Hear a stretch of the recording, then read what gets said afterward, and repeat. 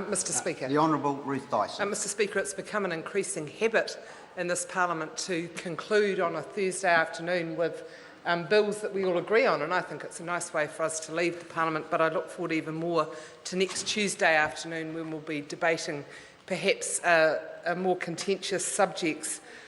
I'm really pleased to be supporting this bill. It's been a long time in coming, but I'm very pleased that the Select Committee who dealt with it, which is the committee I have the privilege of chairing, was able to do so in a pretty efficient manner. And not only are we reporting it back in good time, but we're also recommending that the implementation date be moved forward by a month. But before I get on to the specifics of the bill, Mr Speaker, I'd like to just refer to why we changed the provisions in the passport legislation originally so that we moved from 10-year passports to 5-year passports. And I guess it's particularly appropriate given that it is 14 years ago this week that New Zealand watched in horror as the horrific plane crashing into the World Trade Center and other Pentagon and other places occurred. So tomorrow or the next day, it's the 14-year anniversary of those events, and the world was pretty shaken up by those. I remember people walking around this building just unable to believe that what we were seeing on television was actually happening in a part of the world that many of us had visited. I've been in the World Trade Center on a number of occasions. I think the whole world was shocked by those events, with the exception of a very small number of people who through their own fanatical beliefs, support that sort of action that killed so many innocent people. So as a result of those attacks, and I guess increased awareness of terrorist threats, New Zealand, like many other countries, decided to increase our security profile, and as a result of that, we moved from 10-year provisions in our passports to 5 years. So they expired half the time that they had previously. So when this legislation came to the committee, and in fact, I'll go back a further step, when a petition was presented to our Select Committee calling on this measure to be taken, one of the first questions our committee asked our advisors was, we moved to 5-year passports because of the increased security risk. Would we be diminishing our security for New Zealanders, people coming into New Zealand or leaving on New Zealand passports?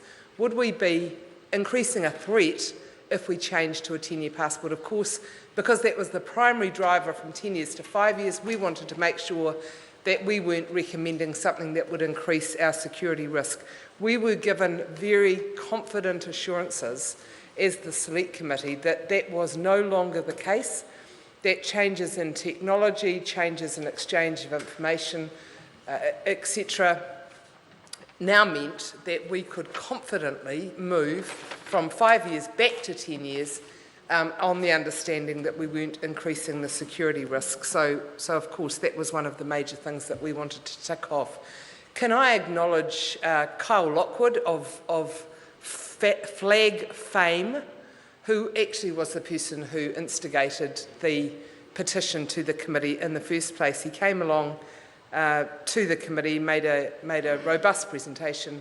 Our committee recommended that the government consider this favourably. The minister responsible, the Honourable Peter Dunn, took that recommendation and has translated it into the legislation that we're now seeing coming back from the Select Committee, and again with, I think, all parties in this Parliament supporting it, which is a very good thing. The Select Committee just made one change, as I alluded to in my opening comments, and that was to recommend that instead of starting it, I think in December or January, I can't remember the original date, but we're recommending it that this come into force in November.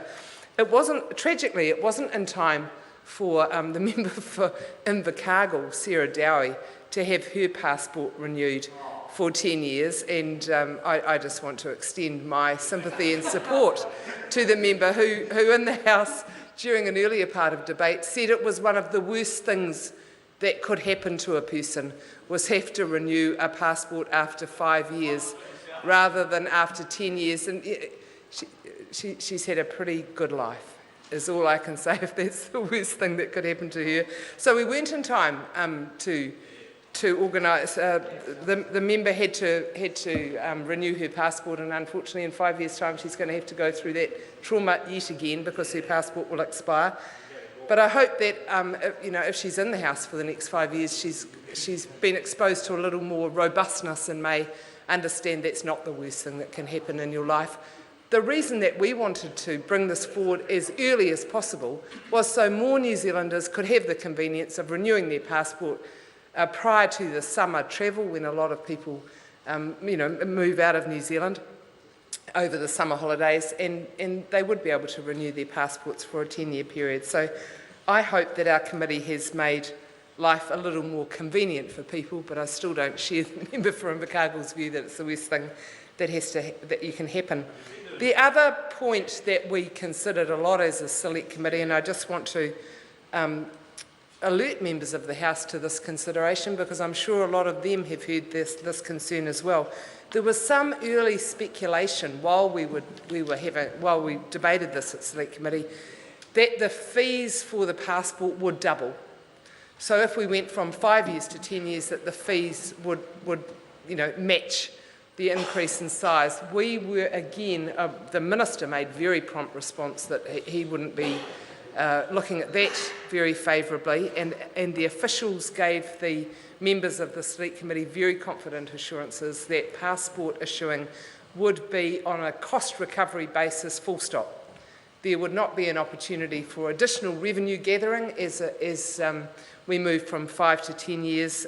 They'd just be doing simple cost recovery. The Select Committee have included that in the report to the House, and we'll be keeping an eye on that because we don't want people to have to pay a huge amount more. There will be a little additional cost. There'll be, because some of the infrastructure costs remain the same, and obviously if people only renew their passports after 10 years rather than 5 years, there'll be fewer renewals and therefore a lower level of income, but it's not significant.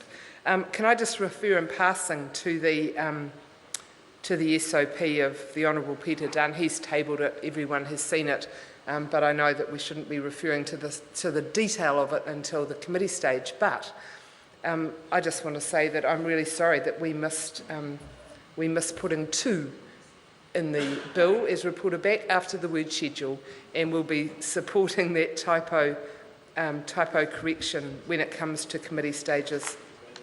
Mr. Speaker, I'm sorry.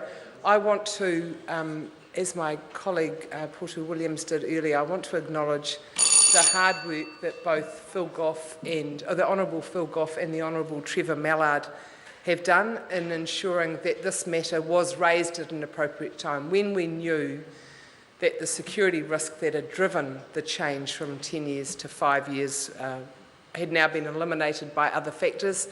The Honourable Phil Goff and the Honourable Trevor Mallard both took this up with Inside Labour and then more public, and actually drove the petition that Kyle Lockwood brought to our Select Committee. So I want to acknowledge both of them.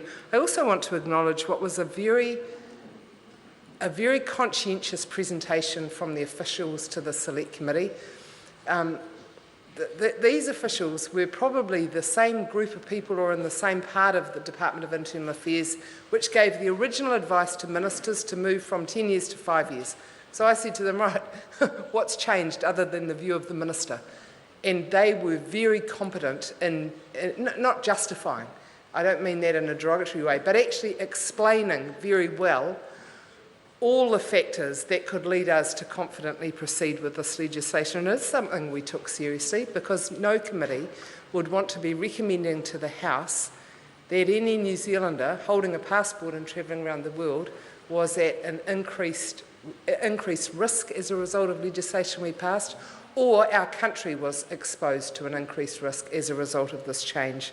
I also want to say that the Clerk's Office and the members of the committee have all worked really diligently on this bill. I think it's a good bill, as I said right at the beginning. It's nice to finish on a Thursday with a bill that we all agree with. I look forward to it being passed and implemented in time for New Zealanders who need to renew their passport to be able to do so for a longer period of time.